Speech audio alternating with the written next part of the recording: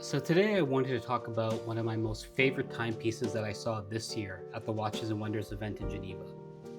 This isn't just a watch, but an artistic homage to the ancient Persian world. What you are looking at is the Vacheron Constantin Lion de Darius, or the Lion of Darius. It is one of only 5 pieces in existence, born from a partnership between one of the world's oldest watchmaker and the Louvre Museum in Paris. The centerpiece, of course, is the lion. This hand-engraved gold lion is a direct recreation of the lion monument from the Palace of Darius the Great in Susa, Iran, the heart of the Persian Empire. Notice the background.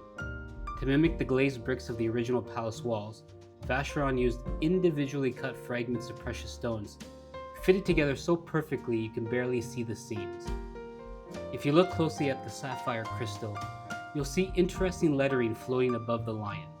This is Old Persian cuneiform. It is a transcription of the first text ever written by Darius upon his ascension to the throne. The cuneiform is actually engraved into the crystal itself and not the dial, giving it this 3D mesmerizing effect when you see it in person. But where are the hands, you might ask? To keep the artwork unobstructed, Vacheron used the Calibre 2460 G4. It's a handless movement that tells time through 4 rotating discs in the corners. Hours at the top left, minutes at the top right, day of the week at the bottom left, and the date at the bottom right.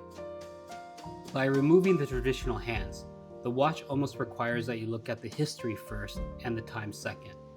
It celebrates a civilization that defined the Silk Road, brought to life through the most difficult and amazing techniques in watchmaking. In an era of digital screens, the Lion of Darius reminds us that true luxury isn't just about gold, but it can be about something more. This masterpiece cost well over $100,000, and as I mentioned earlier, 5 people in the world own it. So my question is, if you had the money, would you actually wear this, or does it belong behind a glass within a museum? Drop a line in the comments if you love the design, and hit follow for more unique videos on the art and history of watches.